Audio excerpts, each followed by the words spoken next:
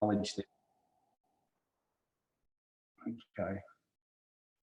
I would also like to acknowledge their significant stewardship of these lands and waters over countless millennia. So just as a quick background, for those who aren't aware, the Dromana Association is a broad-based community group that seeks to represent different groups, so sporting groups, clubs and so on, individuals and businesses in Greater Dromana. And the association continues to innovate and advocate for our community as it has done since 2007. And we welcome new members always, and you can check out our website actually for details if you're interested. The forum will be recorded, as I think you saw that prompt come up, and it will be uploaded onto our website for anyone who's interested in viewing later. So to kick off, we are living in challenging times. That's pretty obvious to everyone, I suspect. And the times at the minute represent the fastest rate of change in human history. And many assumptions are being tested. And our systems of government and representation are also being tested. And I'd say at all three levels of government. So our governance structures and our representative models were designed in the past. A lot of them are legacies from the 19th century and earlier. And they are struggling to adapt quickly to meet the needs of now, let alone of the future. They are left wanting. So now, more than ever, anyone who is running for office has a real responsibility to work for the long-term interests of their community. They have a real responsibility to work to build consensus and to accelerate real actions that meet the challenges that we're all seeing and experiencing. And they have a responsibility to lead and bring people together rather than try and win political points or pander to influential interests that are often at odds with that of the broader community. So the focus of tonight is on this community and of the broader electorate of Flinders. And just as an aside, the electoral boundary of the electorate of Flinders pretty well mirrors that of the Mornington Peninsula Shire with the addition of French Island. So to zoom back into even more of a local level, Dromana Safety Beach has been experiencing the highest rate of population growth within the Mornington Peninsula Shire, or the Flinders electorate, over the past decade. And many of the negative effects of growth are being felt by this community, as there has been a lack of focus and resourcing to accommodate this growth over the past 50 years. And I know there are many arguments around regional and metropolitan and where we fit in, and this electorate seems to fall somewhere between the two, and this town seems to miss out compared to others within this electorate. So, as with the world, with our country and also locally, we are at a moment in time where there is a fork in the road and we have the opportunity to pivot and actually seize opportunities and get it right. Or we can continue down a pathway that seems to be increasingly unviable and inequitable in a broad sense. So we thought we should invite the candidates who've bravely put their hands up to represent this community federally, to give us their pitch and to answer some key questions. Unfortunately, several candidates weren't able to come tonight. However, I'd like to acknowledge, and I think Cindy's here, Cindy Ma from One Nation, who's registered tonight, so welcome Cindy. And hopefully we can further engage with these candidates and they may be able to take part in other community forums as they occur. The intention of this forum is to encourage our candidates to address issues rather than politics. Of course, the election date is still to be announced, so officially campaigning hasn't technically started. The format of the meeting will be that each candidate will have 5 minutes to provide their perspective of what they think they can do for this community working as our federal representatives. And then following on from this, we'll be asking each candidate to respond to 5 questions, which we sent out in advance. And each candidate will have 2 minutes for each response. We'll rotate the order of candidates to ensure a more level playing field.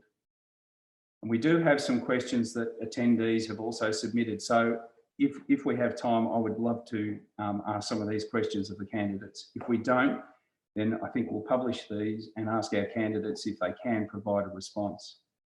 So that's more than enough of me. And just also, I'd like to acknowledge some of the Mornington Peninsula Shire councillors who are here, and I can't see them all, but I know there's, I know Antonella and Deborah is here, are here. So Sarah and Anthony, yep. So if I've missed anyone, my apologies, but welcome. Welcome to the councillors. And of course, Despy is still a councillor as well, although I understand on leave. So we've actually used an online randomiser to pick the first person to speak, and it came up as Serby Snowball. So just quickly to introduce Serby. Serby is the Labor candidate, and this is Serby's first time as a political candidate. Serby has had a career in banking, finance and small business. And I understand she was stirred to become seriously politically active when Scott Morrison brought a lump of coal into Parliament. So I'd like to welcome Serby. Thank you, Serby. Thank you so much, Simon. Oh, it's echoing a bit. 1 second. Can you read me? All right. Can you hear me all right? Excellent. Okay. Hello, everyone. My name is Serby Snowball, and I'm the Labor candidate for the federal seat of Flinders. I moved to Hastings 4.5 years ago. I have 2 young children, and my husband and I currently have our own small business. Having moved here so recently, and then having COVID over the last 2 years has really shone a light on the things that are important to the community and the things that are lacking and need strengthening in Australia. From personal experience, I can say I understand how important public transportation is and what an urgent issue it is, because I've heard firsthand from young people who can't get to school, can't get to work, can't go home after hours. I know how hard it is to be able to get a doctor's appointment. I know how hard it is to make an appointment with allied health, be it physio or psychologists. If it's not too far, then the time I've discovered in trying to actually get an appointment or the expense of seeing the specialist is prohibitive. I've listened firsthand to people who are struggling to find housing, whether it's to buy or to rent. And I myself have experienced how expensive it is just to fill up the car. This week it's just over $2. So I'm going to go broke. I'm going to go electric as soon as I can. And I've heard from sporting clubs with minimal or rundown facilities that are bursting at the seams. It is really clear that the population of the Mornington Peninsula is expanding really rapidly over the last 2 years, especially. I do know, however, how very, very lucky we are to call the Morn Pen home, be it the hot springs or the wineries or the farm gate or the beaches or the wilderness at our doorstep. And the pandemic has even put that into very sharp contrast for the folks from Melbourne. We do have lots of people who have decided to come visit us as soon as the pandemic stopped or the lockdown stopped. And, you know, it's like, oh, well, while we're here, we might go to the beach. So I do understand the draw card of where we live. On the balance, even with all the things that need addressing, I would not want to live anywhere else. So imagine, as Simon has pointed out, I was absolutely horrified when the then Treasurer headed to Parliament with a lump of coal in his hand. The world was trying to clean up. Third world countries have become greener and have been using non-polluting sources of energy. And here was the Australian Treasurer taking us back to a dark age and watching while they're slowly undoing all the work from the previous governments, Gillard's government that they did. And it's just unraveled. And I cannot begin to tell you how angry that made me. We watched the ABC get decimated. We heard horror stories on our families in aged care dying. We watched Medicare getting stripped. We watched robo-debt take lives. We watched some of our most vulnerable being put on the Indue card.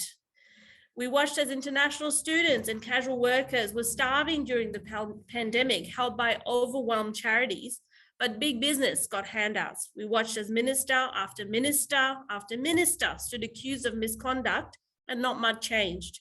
We watched women be insulted. It's a very, very long list. At the end of the day, democratically, we elected a government and it just wasn't doing its job, and they still aren't. It wasn't listening, and they lied, and again and again and again.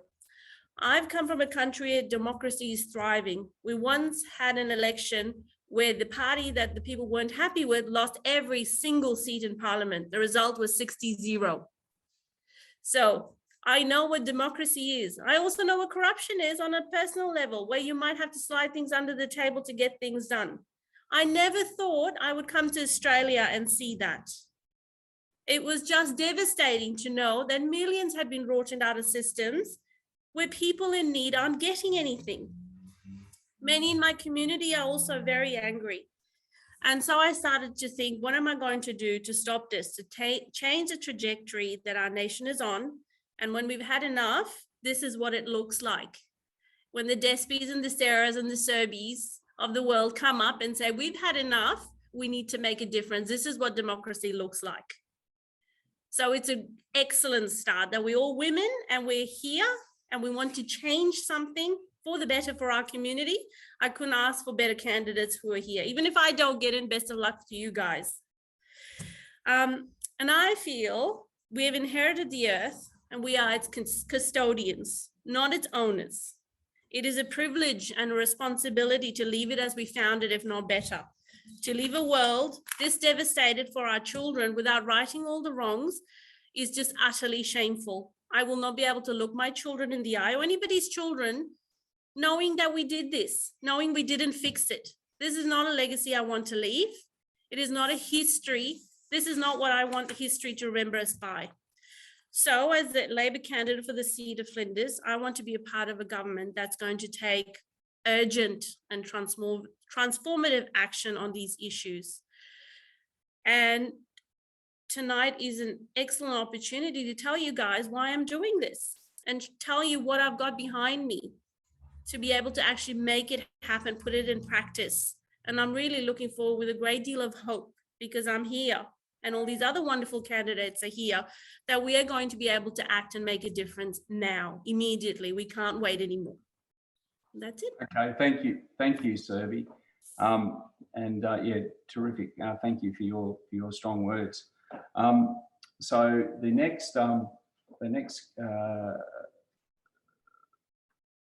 candidate. Here we go. The next candidate that that this online randomizer chose is Colin Lane. So welcome, Colin. Good, thanks, Simon. Thanks for the opportunity to meet you all, albeit virtually, and hopefully our paths cross somewhere over the next few weeks or so. Congratulations to the other candidates to be willing to put themselves through an election campaign. And again, I wish you all the best and please look after yourselves along the journey.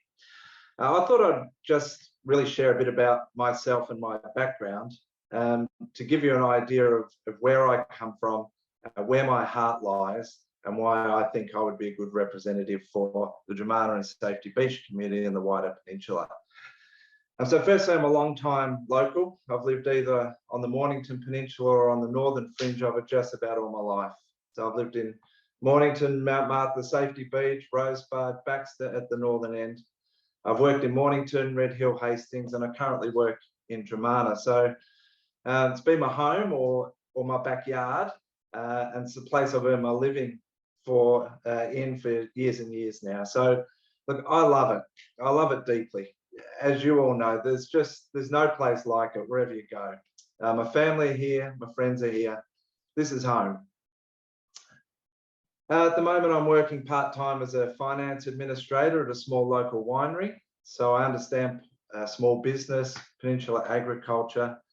I also work as a civil celebrant. So I get to help families celebrate the best of times and help guide them through the saddest of times. And I've sat around kitchen tables all over the peninsula and in lounge rooms and heard stories of many beautiful people who love the lifestyle of the peninsula like we do and have contributed in all different ways to life in their own communities. I've been married 33 years now, father of 4 kids. They're aged 16 to 24, who are sadly racking up HECS debts and desperately trying to save money for a deposit on a house that they're rapidly losing hope that they'll ever be able to afford. They can't understand why governments won't take more urgent action on climate change. They're experiencing all the ups and downs of the casual labour market and all its uncertainties while trying to get a further education that's setting up further future debt for them. That's part of my motivation. What else? I've had a long-term involvement in local sport, playing sport, as a parent, as a committee member on junior teams and junior clubs, and I'm still heavily involved in athletics now. So sport's a passion, as is music. I've played in a few local bands across the peninsula over my time. So music, culture, the arts, the sports, all those community activities are very important to me also. I put my hand up to be the candidate for the Greens in Flinders because we really are facing pressure like never before on our natural environment here and our green wedge in particular, and all of the beautiful ecological assets that we have here on the peninsula. We're also suffering from the great escape from Melbourne without anywhere near the infrastructure to cope with the influx that we're seeing of people wanting to live with us here. We only get one chance to protect what we've got. And once it's gone, it's just about gone forever. So this is really important.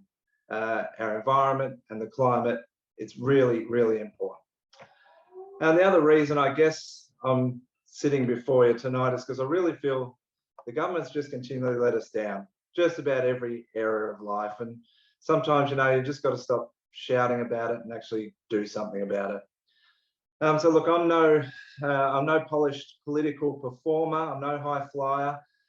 I'm just a regular citizen, a regular resident. I'm just trying to tell people that with a strong third voice in Parliament, with a strong Green voice, we can really exert even more pressure to make change.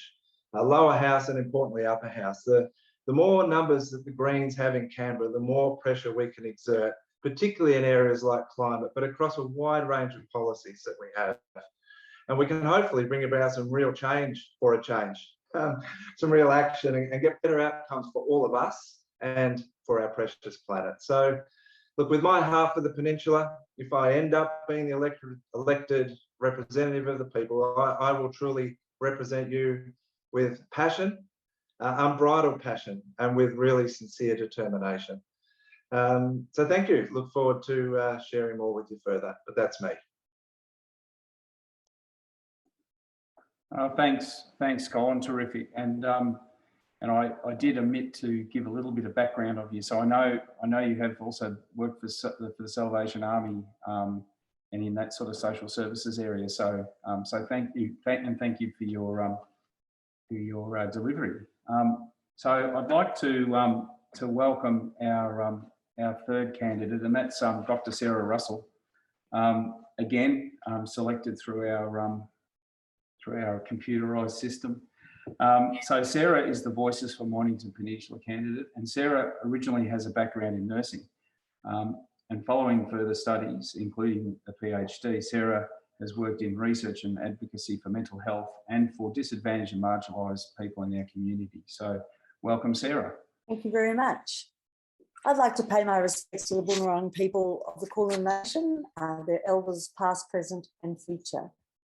I extend my respect to all Aboriginal and Torres Strait people here tonight, and the resilience and wisdom of your culture is our nation's greatest treasure. I also wish to acknowledge that sovereignty has never been ceded.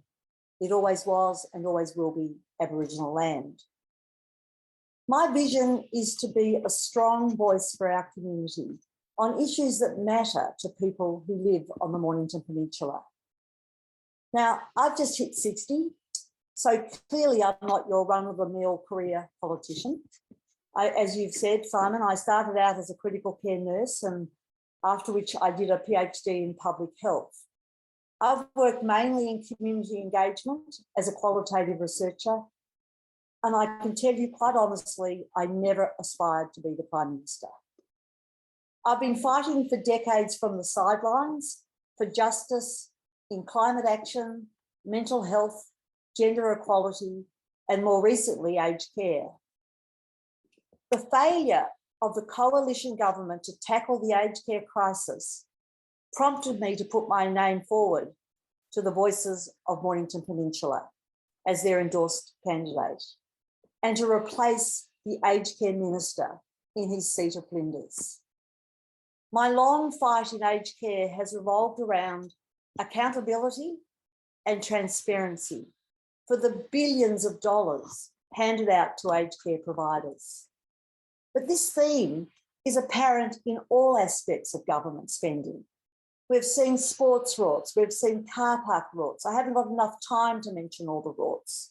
I mean, this government uses our money on projects it thinks will get it re-elected. It doesn't spend the money on what is best for all of us. Trust and confidence in government are at historic low. Party politics, political donations, and ego-driven politicians have destroyed our faith and our trust in public institutions.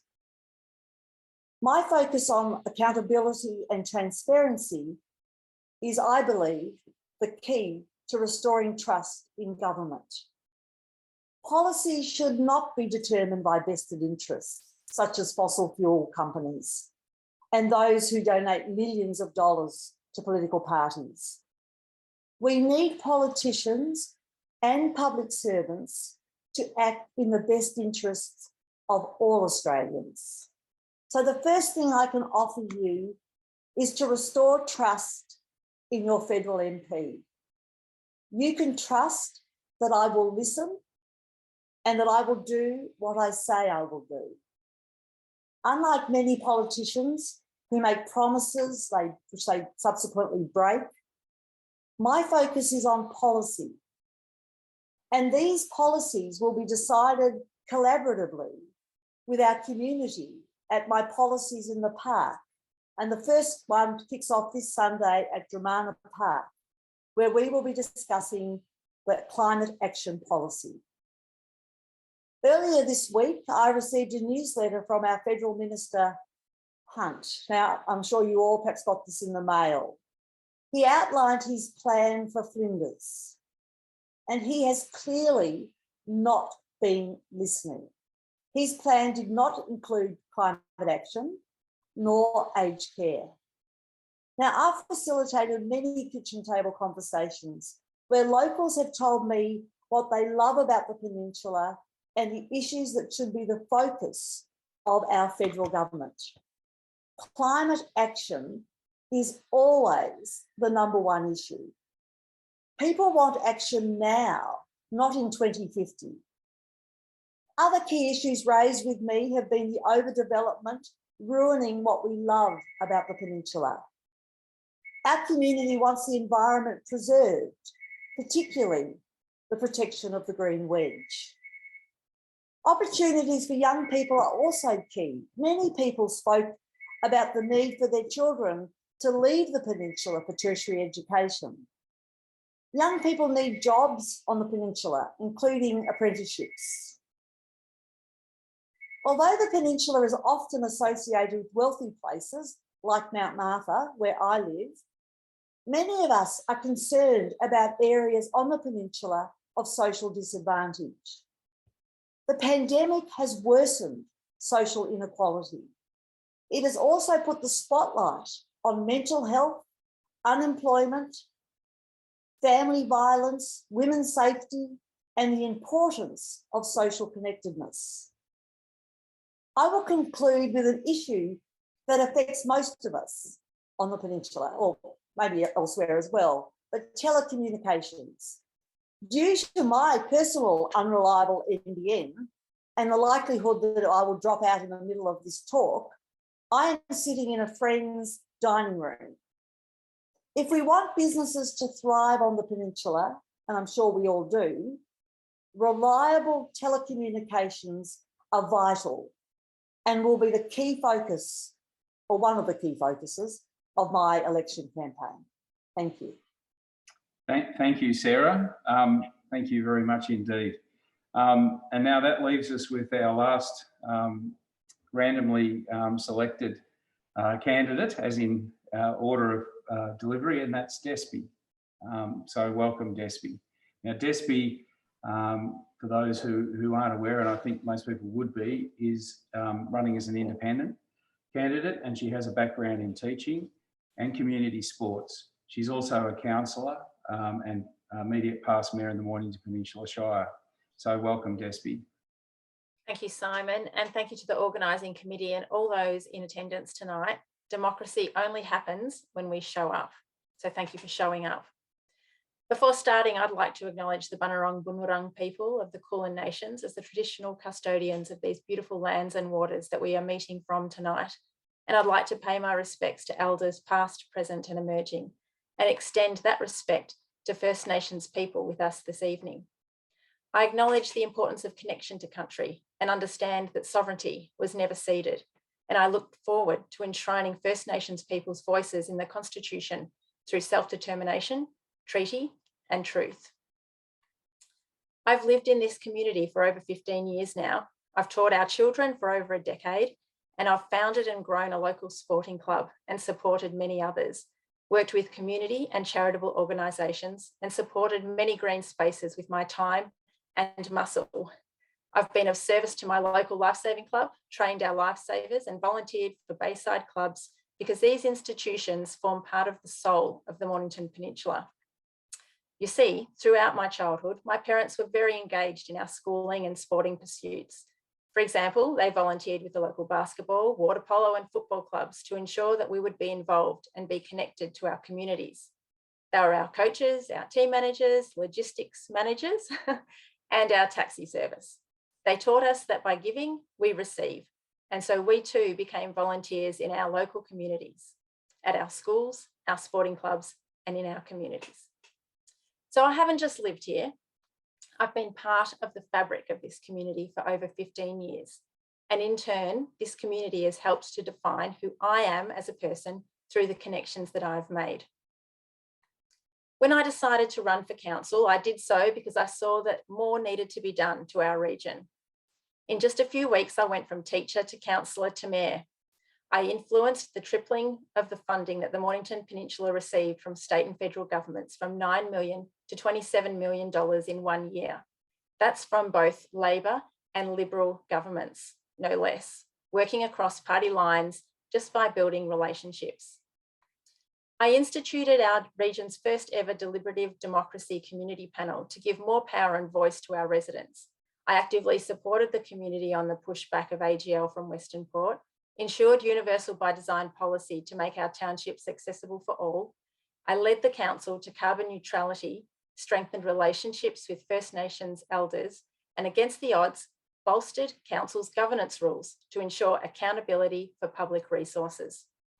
Now I'm putting my hand up to run for federal office as an independent because I, like so many other people that I speak to on a daily basis, can see party politics is not working for us in Canberra. And I need to see climate action, integrity in government, and better outcomes for equality. I understand people want to be better represented by their federal member. I understand that I need to listen to our communities and combine that with evidence to develop my policies, my positions on policies. That's what I did as mayor, and that's what I'll do as a member of parliament. As an independent, every vote I would take in parliament is a vote for my community. I stand for people, not for a political party. I'm accountable to you, not somebody in a higher office somewhere in Canberra. And I promise to work collaboratively across party lines.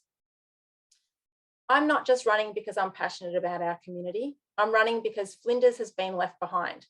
Australia is being left behind. I'm running to tackle corruption in government and bring integrity to parliament so that we can tackle the climate crisis and issues of inequality sustainably into the long term. Importantly, I'm running to ensure that the community's voice is heard in Canberra. If you would like to get on board and join my ever-growing team, please go to teamdespi.com.au and sign up tonight. I look forward to representing our community and taking you with me to Canberra. Thanks, Simon. Okay, thank you, Despi. So yeah, there you have it. There's 4 passionate candidates who've all got strong messages. So all worthy actually of giving it a crack. So just to move on to the next stage, we've got these questions that were circulated before the meeting to the candidates to give them a chance to do a bit of research and to put something down and come back to us. So there's five key questions, and we'll ask them we'll ask them we'll start off each question with a different candidate just to make it a little bit fairer.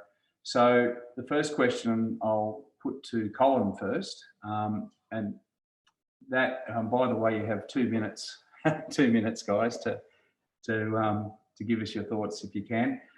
So the first action is the number one action, and it certainly seems to be the common theme on climate action. So what are your plans to support national and local decarbonisation? Thanks, Simon. Well, look, firstly, I'd encourage everybody who's meeting tonight to take a look at the Greens website. All our policies are spelled out there in all their detail, all the information's there, including 15 big ideas that we have to fight for our future. And if you go there and have a look at those, it'll give you all the information and it will articulate it probably a little bit better than I'm about to. Anyway, we'll give it a go. Climate action. Well, firstly, it's actually great that these are finally the topics that are dominating election discussions. We've been going on about these things for years and years.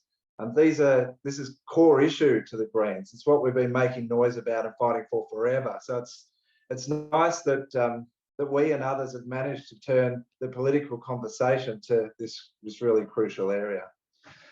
And look, we're so fortunate in Australia. We've got plenty of sun and plenty of wind, and we've got the resources. We've got sustainable resources to be able to generate power.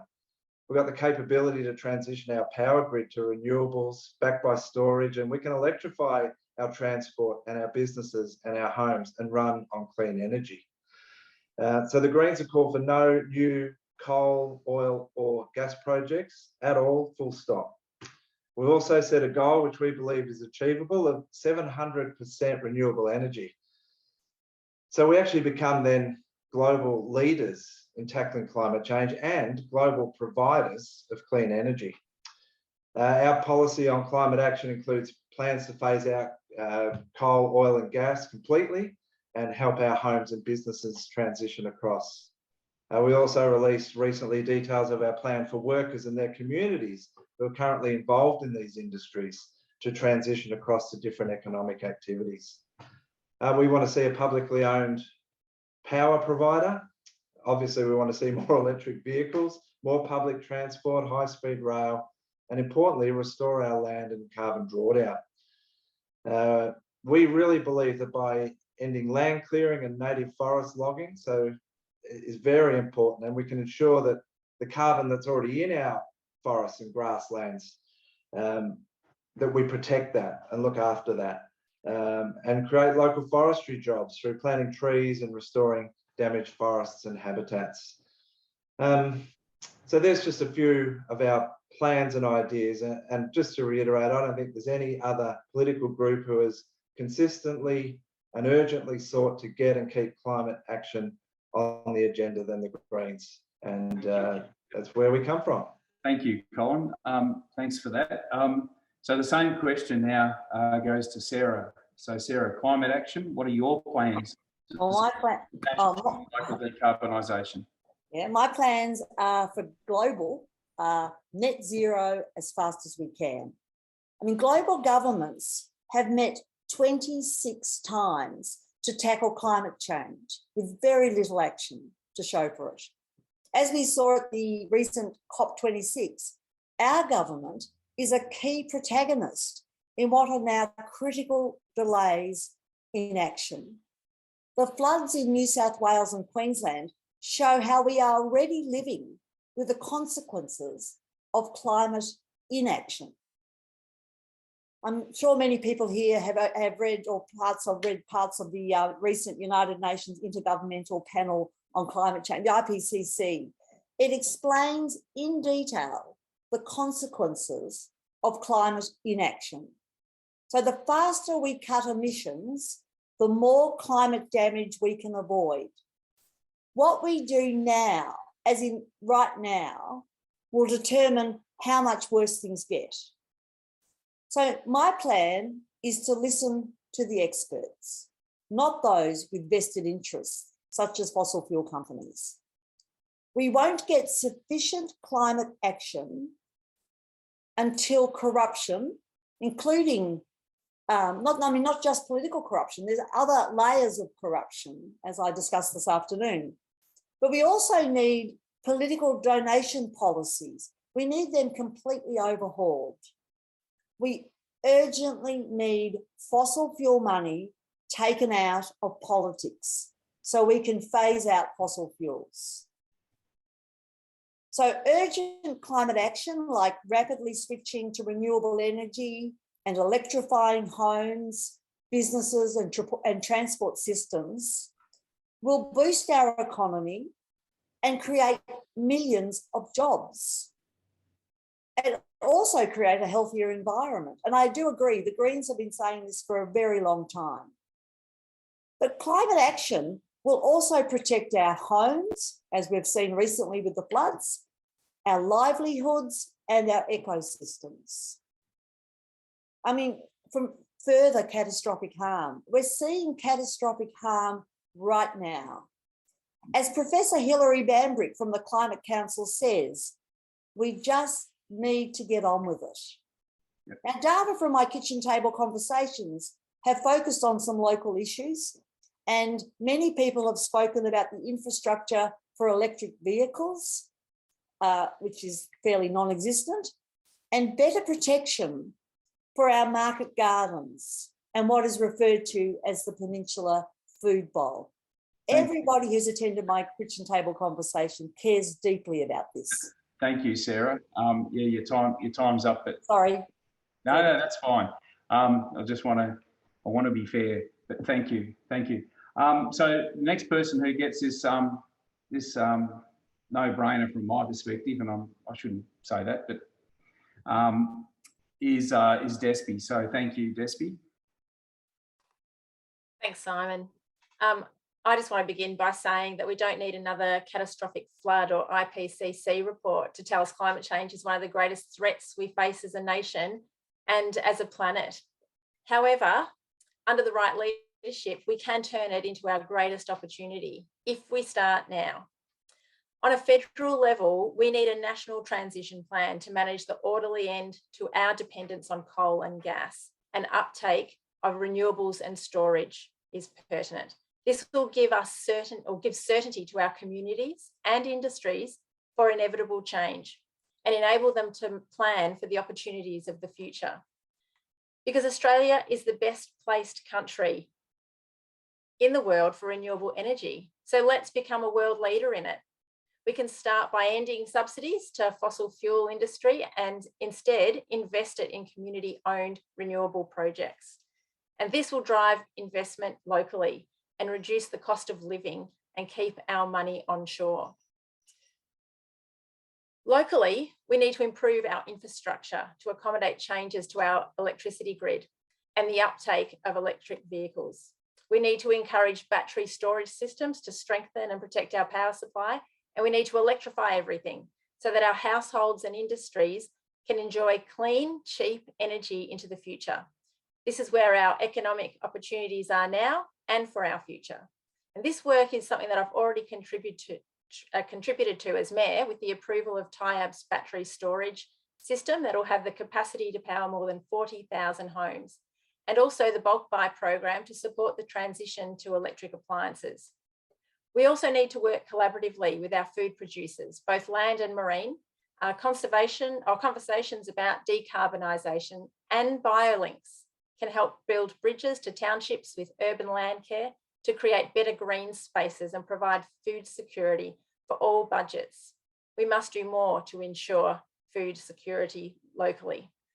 There's so much work to do locally, but the benefits are immense, and we can increase jobs, reduce electricity prices, and innovate on a local level while decarbonising and propelling our country into the 21st century on the national stage. Yep, thank you, Despy. Next we'll ask the same question of Serby. So Serby, climate action, what are your plans to support national and local decarbonisation?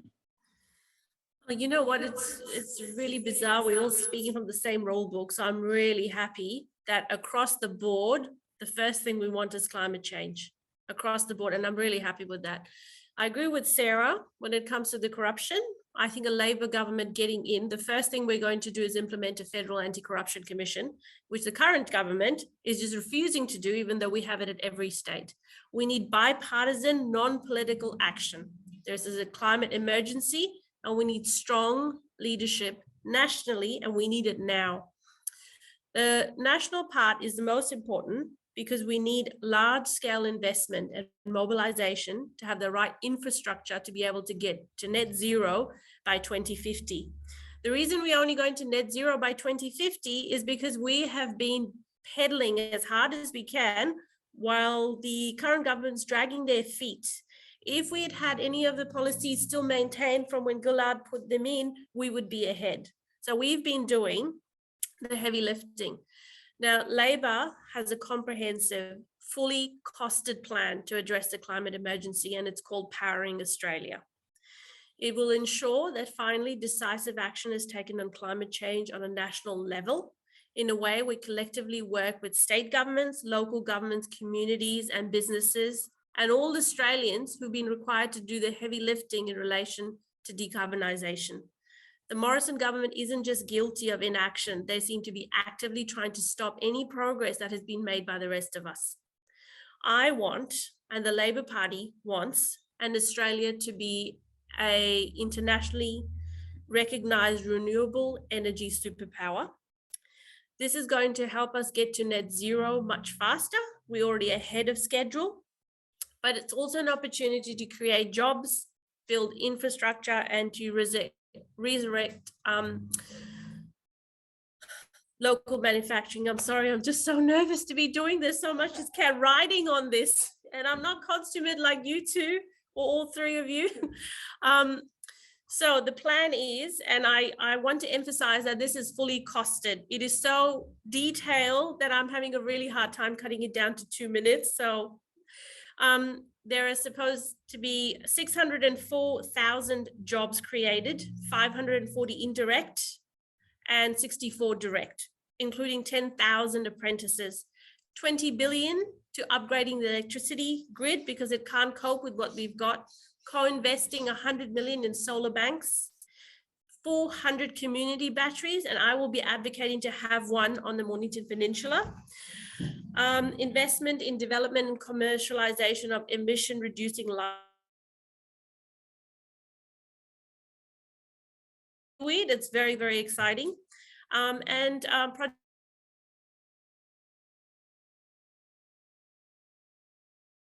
To happen. I'm an active member of MP Lean, which is a Mornington Peninsula Labor Environmental Action Network, and there isn't a single policy that I want to be a part of that does not have climate change at its center, which is why it is absolutely imperative that we do this now. Thank you. I said there was a lot. Yeah, I know. But thank you, and everyone's doing really well, so thank you. We'll keep moving though, but thank you. So our second question, and it's around local economic development. So how would you drive an innovative, sustainable and broadened economic base on the peninsula that will thrive beyond just the visitor and services economy that seems to dominate at the minute? Oh, so I'll ask Tara to be the first person to respond to this one. Thank you. Well, having gone over time last time, I'm just going to make 3 quick points this time. And the first thing I want to say is what I've heard from the kitchen table conversations, and that is people tell me that we need thoughtful investment on the Mornington Peninsula. We need investment in industries that will keep people employed on the Mornington Peninsula. I mean, the statistics now say about 38% of our community travel outside the peninsula to go to work. And to keep people on the peninsula, we need investment in industries such as, we've talked about a lot tonight, renewable energy, we need the food bowl, knowledge economy, services. We need live music, we need investment in live music and other creative industries. So that's my first point. The second point is people need access to the local economy for it to grow. This morning, in preparation for tonight, I checked the employment stats. There are 421 jobs advertised in Mornington. On the same day, there are 502 unemployed people looking for work in Rosebud. Now, my question is, how does someone without a car get from Rosebud to Mornington? I mean, it's a rhetorical question because I know they catch the bus and it's a 1 hour and 15-minute bus trip and the bus leaves every half hour. So I'm going to lobby for better public transport planning and infrastructure to get people across the peninsula for employment, training and services. And the third point I want to make, which is actually a really sad statistic, and it's the high youth unemployment rates across the peninsula. For example, Rosebud is 10.2%. It's higher in other parts on the peninsula. So we need to address this problem urgently because after 2 years of COVID lockdowns, governments must invest in helping young people get into the workforce. That's an urgent priority. So that's my quick answer this time. Thank you, Sarah. We'll ask Despy now to answer the same question. So local economic development, how would you drive an innovative, sustainable and broadened economic base on the peninsula that will thrive beyond just the visitor and services economy? So yeah, thanks, Simon. There's no doubt that over the past 2 years that our businesses have suffered, and we have about 14,000 small businesses on the peninsula, and many of these were able to shift and adapt to the impacts of lockdown and COVID, but many found it difficult. And we're now seeing huge shortages of workers in hospitality, retail and service sectors, and businesses along our main streets are closing their doors. I believe that we need to involve businesses in decision-making that impacts them. As part of my deliberative democracy framework, I plan to push for standing panels, that is, groups of business owners and industry workers who contribute to the development of policy on a rotating basis. Business owners need agency in public policy because they're our local experts when it comes to business and our local economy. Beyond small business, our food producers also need our support. Across the peninsula, they're crying out for more support to sustain the $1.3 billion annual sector. We need to support those already creating change so that they can support others. And we have an opportunity to create a more economically viable food production region so that food producers are not always carrying the load on their own. It's also essential that we develop pathways for our young people to become trained and educated right here in Flinders. In most cases, creative artists, apprentices and trainees have to travel outside of Flinders to Frankston or Cranbourne in order to learn in a classroom. And for those who need to travel, public transport is not a great option. It takes a long time to get from one end to the other, or across is even worse. So major infrastructure investment is required to support transport systems on the peninsula.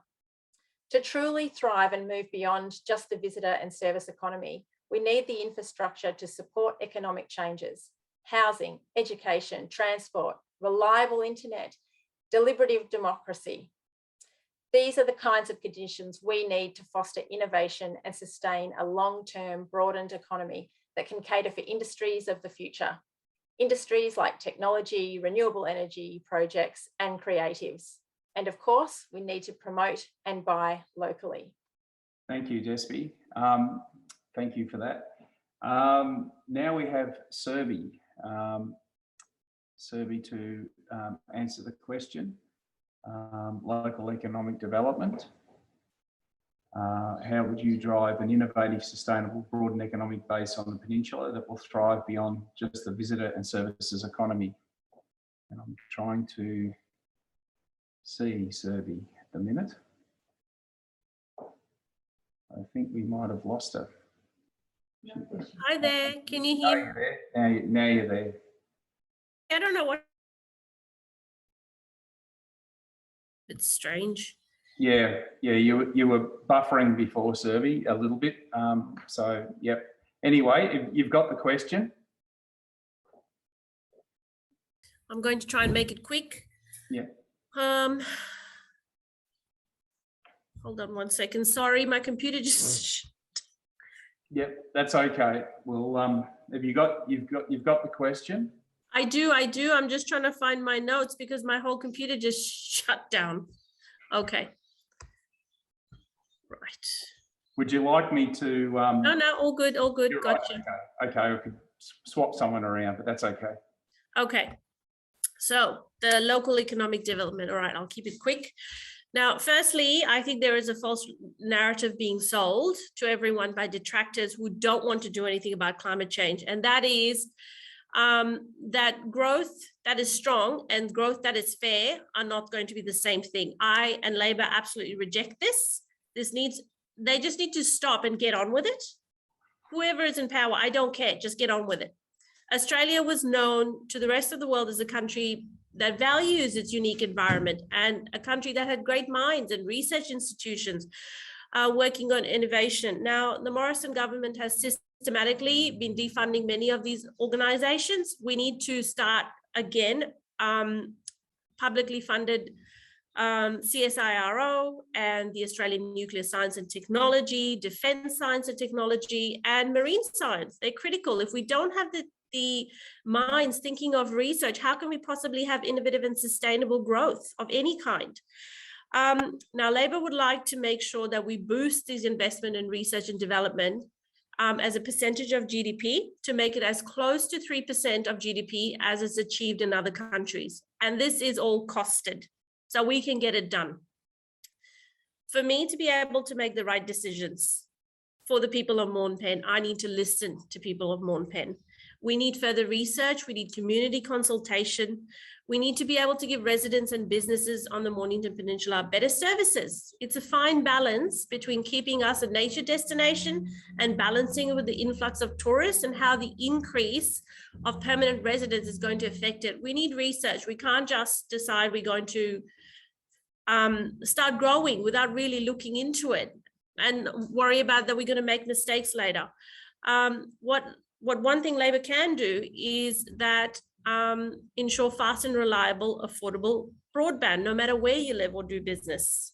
We will also establish a national reconstruction fund, which is going to create jobs for Australian workers. It's going to drive local development and boost our sovereign capability and diversify our economy.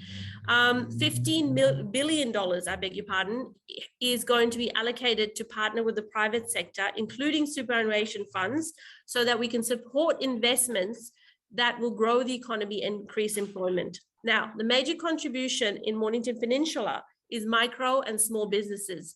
We will pursue tax assistance and simplification and seek to lower regulatory burdens. Thank you, Serby.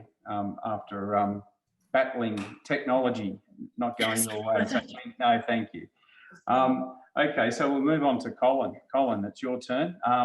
Local economic development, how would you drive an innovative, sustainable and broadened economic base on the peninsula that will thrive beyond just the visitor and services economy? Thank you. Thanks, Simon. Yeah, look, the peninsula would certainly benefit from some of the things I mentioned before, like reforestation and regeneration of land projects and creation of renewable energy projects, etc. And I can see this having really great benefit for local economic development and lots of opportunities, I think, for us on the peninsula in that renewable energy space.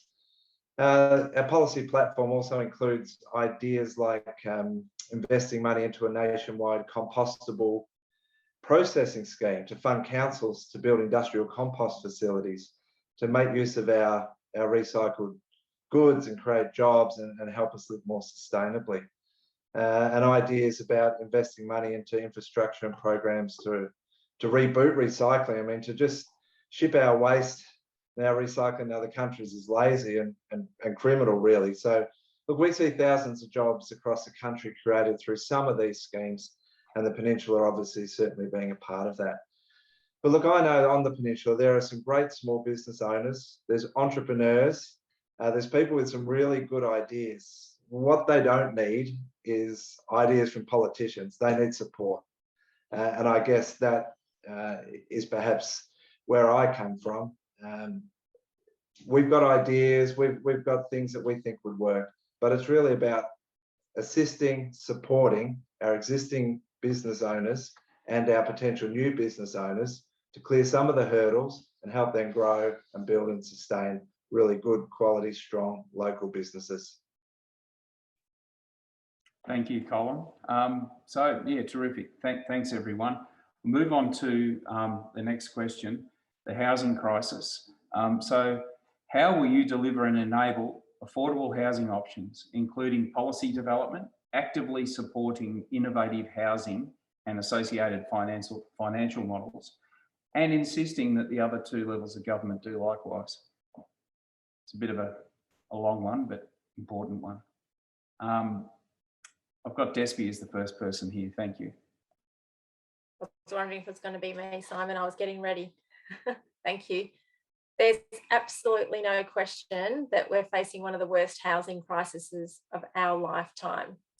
I've seen it. I've been working with the Mornington Community Support Centre, and I'm seeing it on a weekly basis.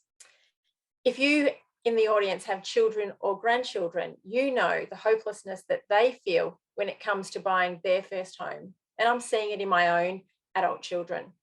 In Flinders, the housing crisis is much more acute. In 2021, of the 20 Melbourne suburbs with the greatest increase in housing prices, 10 were right here on the Mornington Peninsula. There was on average 21.1% increase in housing prices over 1 year during the pandemic.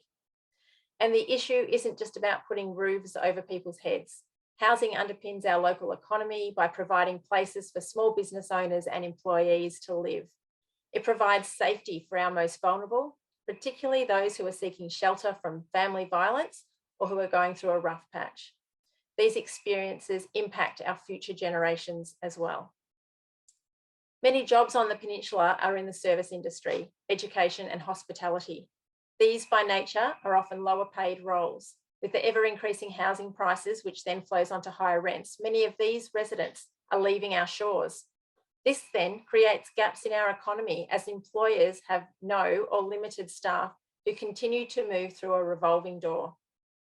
At the same time, we need to protect our green wedge and prevent expansion over the urban growth boundary, which was fixed in 2003.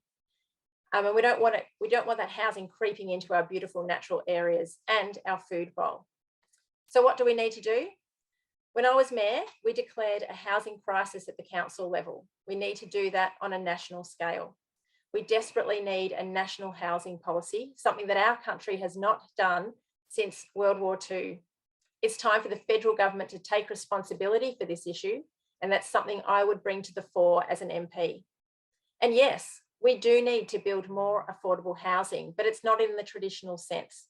We need a mix of social and affordable housing along with crisis accommodation here on the peninsula that integrates into our local area and contributes to the character and community that we cherish whilst supporting our people.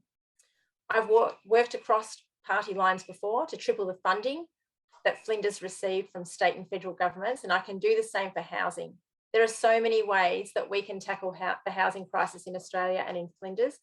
The first step is calling it out and recognising it for what it is. Thanks, Simon. Yep. Thank you, Despy. We'll move on to Serby.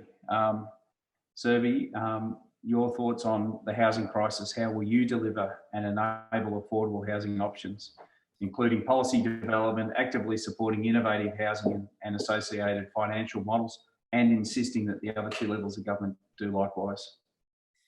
Well, this is a case of, here's one I prepared earlier. We've got a very, very long, very detailed, fully costed, I will say that again, fully costed policy on housing, and it's off budget, $10 billion. And it's called the Housing Australia Future Fund to build social and affordable housing with principles of universal design, which enable access for people with disabilities. This is over the course of 5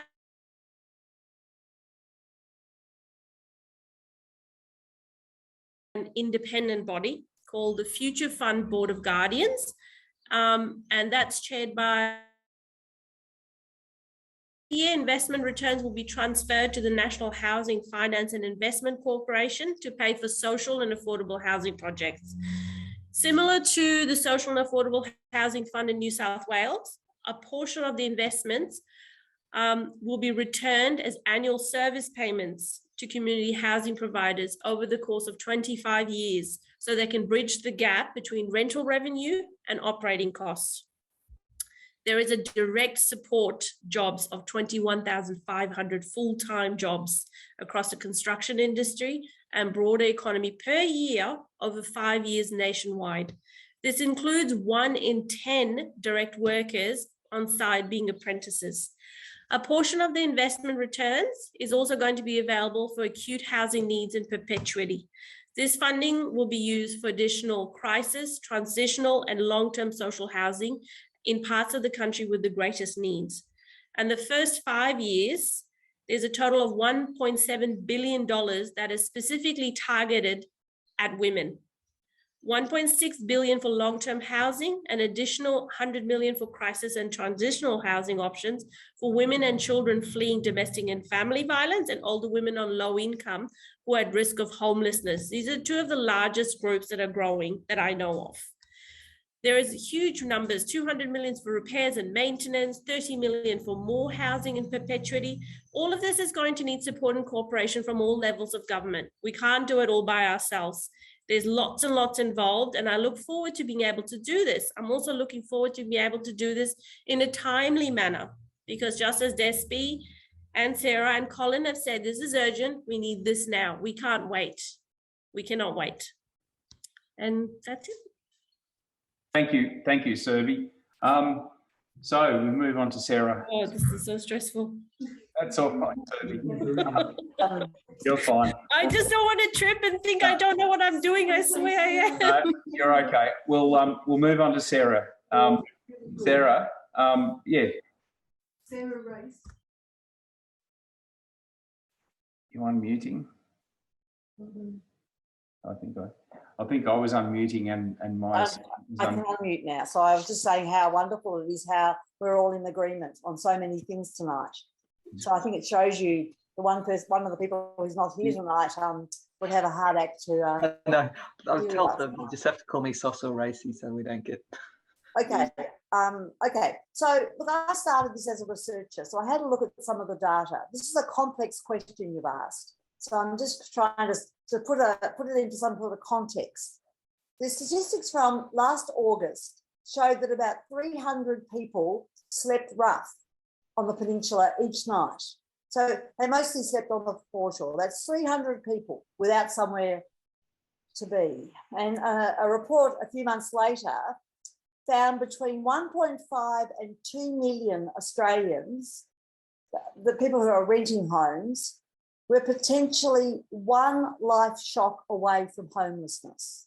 So this is a really urgent problem, not just on the Mornington Peninsula, but nationally. And what I can say from the kitchen table conversations, and that's where I'm getting most of my information from the community, is many people are concerned about housing affordability on the peninsula. So to answer this complex question, I had a brainstorm in the dog park last night with about 10 people about how to fix the housing crisis on the peninsula. And they came up with 15 things, but I'm just going to mention 3 because of the time constraint. And they were the 3 main things. The first thing we need to fix the housing crisis is a rise in rent assistance. That's something the federal government can do. And the Grattan Institute, you may know of, they actually call for a 40% rise in the Commonwealth rent assistance. And this would immediately reduce financial stress for many of Australia's and Mornington Peninsula's most vulnerable families. The second thing that's been mentioned by the previous speakers was a big investment in public housing. Now, I support public housing, and I know there's been a move towards social housing, and there's no time to debate the two, but our Australia's stock of public and social housing has barely grown in the last 20 years. That's an indictment on, I'm sorry, Serby, but both sides of politics have failed here. Because, I mean, it's true that the federal government regards social housing as the responsibility of state governments, but our history since Federation shows that any large social program succeeds if it has federal support. So I support establishing a social housing future fund, which is something the Grattan Institute also supports. Sarah, I know. Yeah. Yeah, your time's up. I'm sorry. Okay, assistance to first home buyers, but I will. Yep, no, good stuff. That's fine. So thank you. Thank you. Thanks everyone. There is a common theme here, so yeah, so thank you. Yeah, and I will make a personal comment here. When I was previously in council, I chaired with Antonella here. She was on the committee, AAA Housing Committee, and it really opened my eyes to the issues, and they've only got worse since. So, so thank you. Moving on to the next question, inclusion and equality. How would you ensure true deliberative engagement, to borrow from Despy there actually a bit, with community? And how will you bring services and infrastructure that match the metropolitan status of this municipality? It's very broad, and I suppose the inclusion and equity is to bring everyone along, regardless of their background. That's the intention of that definition. So, Serby, you're the first cab off the rank.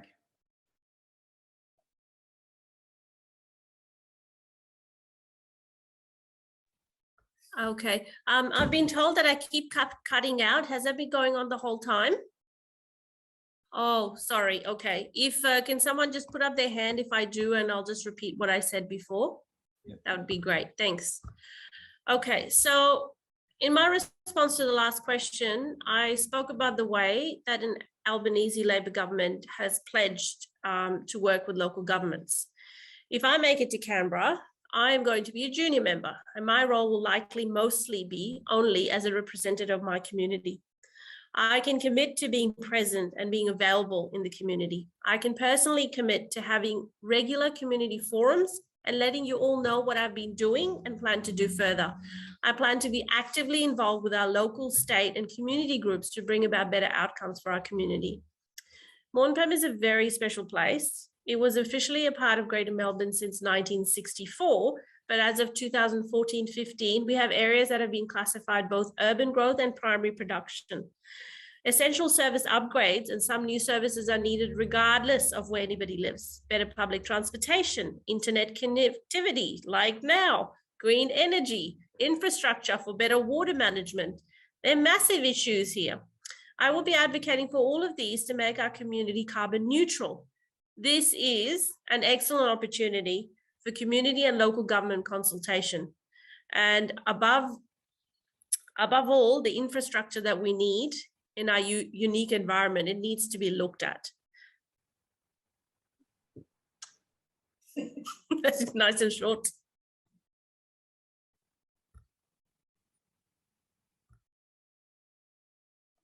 I'll unmute myself. Yeah, thanks, Serby. That was short and snappy and to the point. Thank you. So we'll move on to Colin to answer this question. How would you ensure true deliberative engagement with community? How would you bring services and infrastructure that matches the metropolitan status of this municipality in terms of inclusion and equity? Thanks. Now, I think you skipped me on the last question, Simon, but the good thing is I was really just going to have ditto, ditto, ditto. So we'll move on. And no hard feelings. Look, all I can say is I'm a local, I'm a listener. Once you get to know me, you'll know that I'm someone you can talk to, that'll listen, that you can trust to take action on your behalf. One of the 4 pillars that the Greens are founded on is grassroots democracy. And by extension to that, like allowing everyone to have a voice. And this real strong ethos that decisions on community issues shouldn't emanate from the top, they should emanate from the bottom. I'm as frustrated as anyone about our lack of public transport and cycling infrastructure. Our hospital and specialist medical services aren't within easy reach. The road, we could go on it, and we've talked about all these things before. And we're okay for cafes and restaurants and wineries, but we're under-resourced in pretty much everything else. I really feel every town and every suburb needs to have all the essentials within easy reach. We shouldn't have to travel for things like education and jobs and medical and recreation and parks and green spaces. So it's about trying to build those services and those infrastructure and that in positions that are available to all of the communities to be able to easily access. I think that'll do on that one. Colin, in the interest of fairness, my apologies for the housing thing. Did you want to have a? No. Okay. I was only going to say, echo pretty much what everyone else said. The Greens have a plan. It's on the website. There's some really cool ideas on there and some things that are slightly different thinking, but I think you'll find really interesting and potentially could help solve the problem. I worked Salvation Army for 15 years. I've seen homelessness on the peninsula firsthand. It's desperate. Got to do something. Crisis is the right word. Cheers. Thank you, Colin.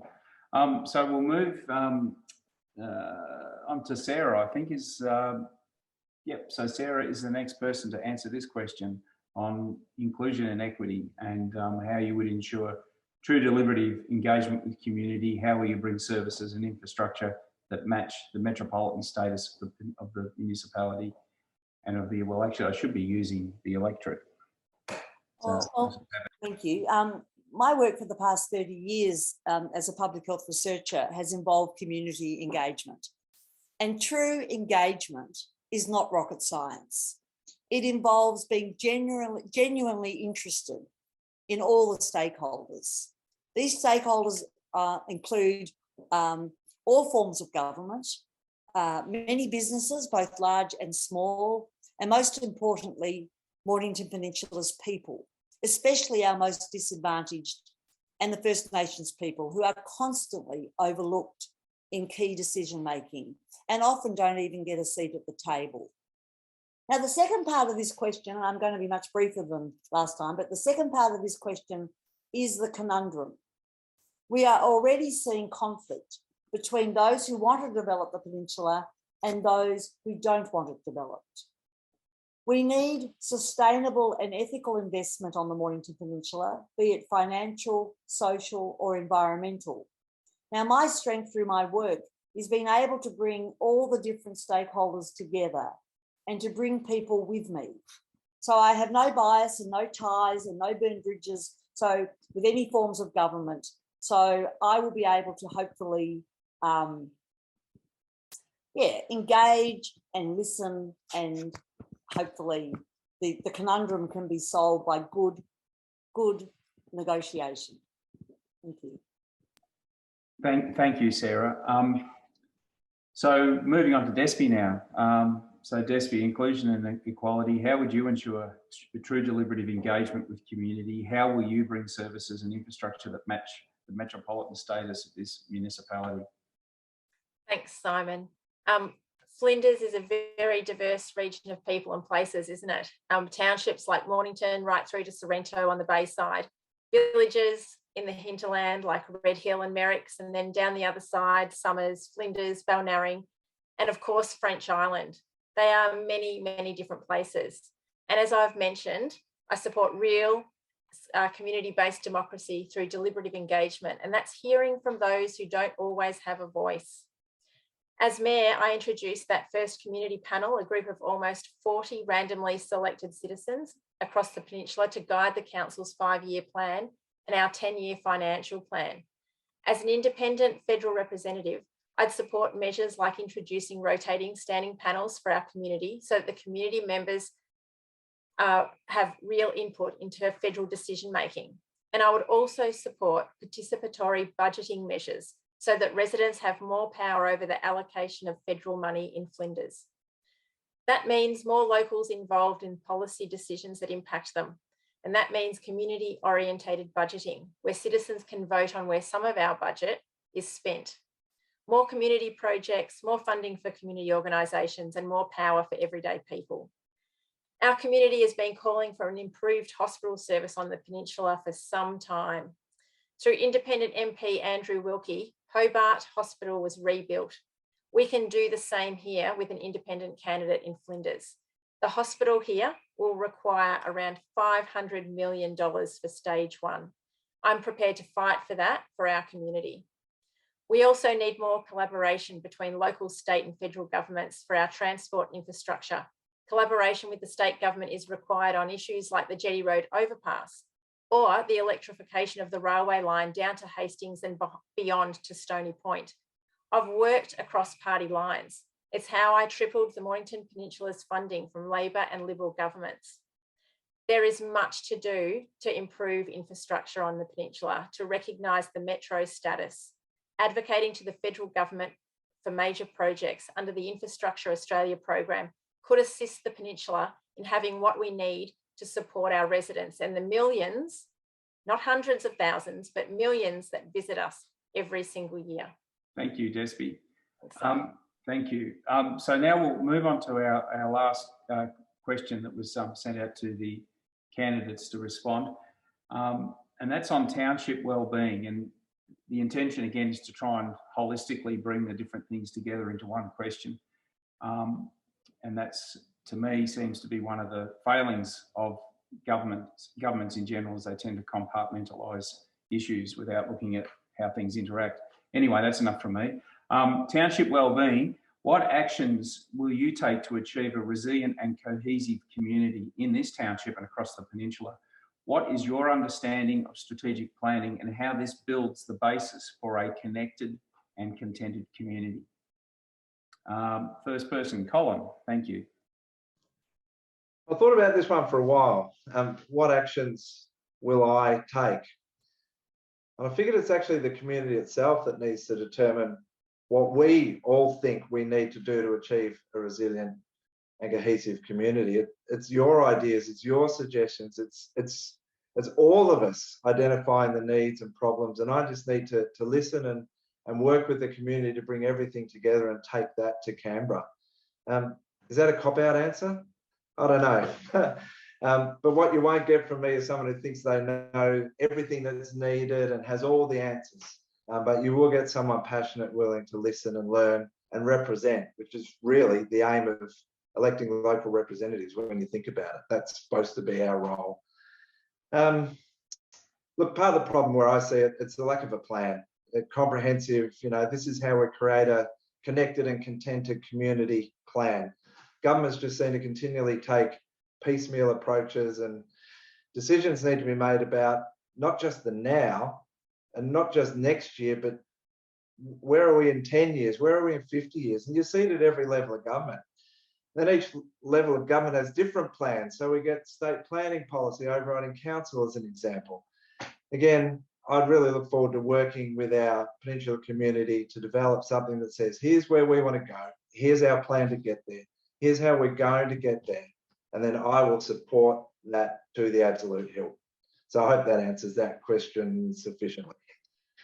Thank you, Colin. Yes, thank you for your response. Move on to Sarah. Sarah, township, and your internet's still holding up, so that's good. Township wellbeing, what actions will you take to achieve a resilient and cohesive community in this township and across the peninsula? And what is your understanding of strategic planning and how this builds the basis for a connected and contented community? Well, I agree with everything Colin's just said. To achieve a cohesive community, we need genuine and widespread consultation with all of us who live on the Mornington Peninsula. Now, the key pillars of a strategic planning are consultation, planning, implementation, and monitoring. And too often, step one, consultation, is done as a token gesture. I have attended many consultations with government agencies or outsourced companies like KPMG that have absolutely appalled me. Genuine consultation engages all the key people and takes all the different views seriously. My final comment is that protecting what we value on the Mornington Peninsula is not just the responsibility of community groups. It is and must be the job of MPs in government. So that's a quick answer to that question. Thanks very much, Sarah. Yep, thank you very much. Despy, township wellbeing, what actions will you take to achieve a resilient, cohesive community in this township and across the peninsula? And what's your understanding of strategic planning and how this builds the basis for a connected and contented community? Thanks, Simon. And I'm drawing on my experience as a councillor, but also as a council officer many years ago before my teaching. Building resilient and cohesive communities is core to my being. Throughout my volunteer service, I've strived to achieve this. And chambers of commerce, sporting and community groups are the backbone of this resilience. These are the places where people can connect and support each other to celebrate their success. Supporting these groups is the key to this cohesion. Finding a place for everyone is a major part. I know the ins and outs of strategic planning. In order to build a better tomorrow, we need a solid plan for it. It's not going to happen by accident. The physical infrastructure of our region plays such an important role in community life, not just through the services that it provides, but through the character of community that it builds, making it possible for residents from all walks of life to connect and interact with one another is what strengthens community spirit. One of the most important aspects of township wellbeing is making sure that all of our townships are inclusive and accessible for all people, be it our elderly residents, those living with disabilities, parents pushing prams, or our young people that can't drive yet. We need to make space for everyone and their individual needs, and we need to strive for diversity in all of them. Part of this is ensuring that all of our strategic planning incorporates universal by design principles, maximising shared spaces, making sure that they are walkable and that our communities are connected, not just by roads, but by walking and cycling paths, so that residents are able to access schools, employment and services. We also need to ensure that we optimise our green spaces and make our townships cooler and more resilient to flooding by greening our main streets and public parks. Green spaces improve our mental health. They allow people to connect more readily with each other in their local environment. Building a sense of place connects us to these spaces, building belonging. We saw that during lockdowns. Providing our community with these places to meet and play are vitally important. These spaces should be accommodating, accessible and inclusive, and should be close to our homes and villages. Thanks, Simon. Thank you, Despy. Over to you, Serby, for the last response of the last of these questions. Township wellbeing, what actions will you take to achieve a resilient and cohesive community in this township and across the peninsula? And what is your understanding of strategic planning and how this builds the basis for a connected and contented community? All of us have basic needs. We need clean air, clean water, less pollution, enough resources. We want to be healthy, safe, happy and prosperous. We know living on the Mornington Peninsula, many of us don't have the same access to health and mental health care, and this is contributing to vast health inequalities. Now, telehealth has changed the landscape for the better really rapidly because of COVID. This needs to be extended beyond the pandemic, where in-person services are not available. We still also need to improve access to healthcare services through local areas and improve incentives for healthcare providers to practice locally. Sports and recreation is really important to local communities, to us, to young people. We're bursting at the seams because of the growing population. Labor's got a plan to provide strong support to local sporting clubs right across Australia, and so that we're able to better access health. Public transport is a big part of that, and it also means helping to improve their sporting infrastructure so they can actually have the people come in, they have room for it. Labor also has a properly funded national needs-based, sector-blind school funding model. This funding model is in partnership with states and territories, and it will ensure equity across all schools. Labor is also going to support high-quality aged care being available in local communities. We are committed to find the implementations of the findings of the Royal Commission, and Labor wants to make sure that we can supply high-quality aged care services that meet current and future demands. We will also work with local governments to provide high-quality home and community care to ensure that these arrangements continue and there is no disruption to care currently being provided.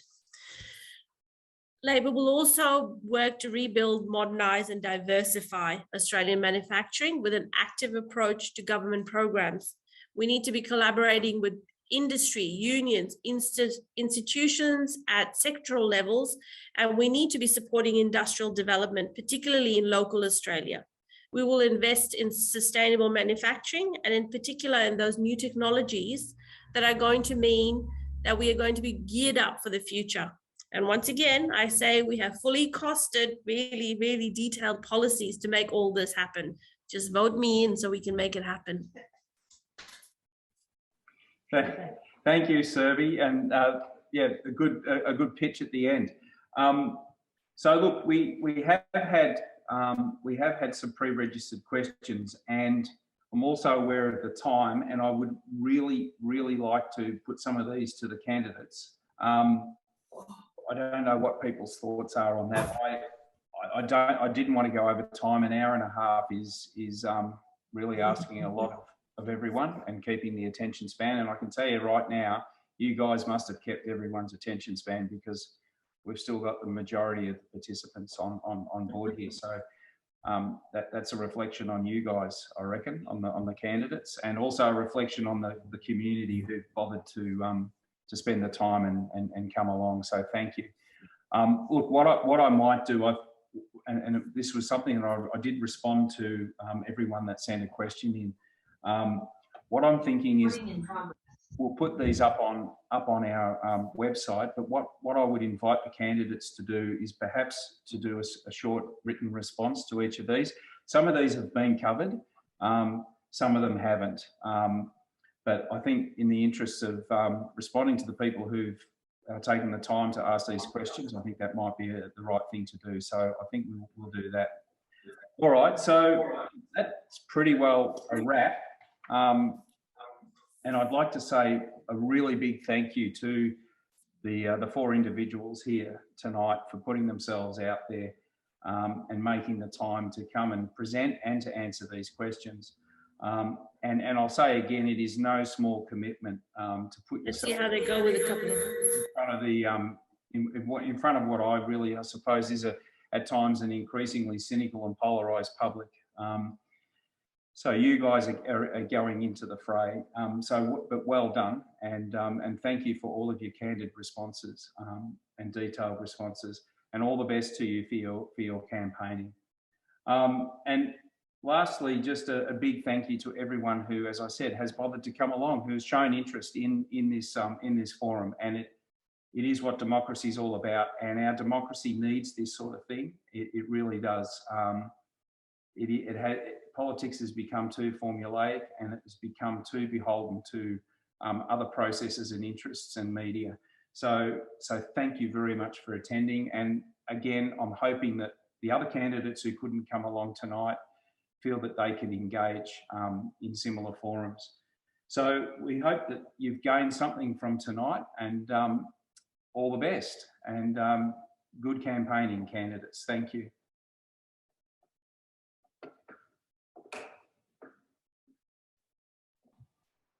Well done, Simon. Thank you. Thank you to all the candidates. Good on you, Antonella. Thank you. Thank you as well. Thank you, everyone. Thank you, Simon. Well done, candidates. Oh, he's gone. Thanks, everyone. If you've got any questions, please, Twitter, Facebook, mobile number, contact me. I'll answer you. Same for me. Thanks, Serby. Thanks, Colin. Thanks, Sarah. And thanks, Simon. That was a great evening. Thanks, everyone. Thanks. Thank you. Good night. Okay, I'll finish the meeting. Okay, cheers. Thank you.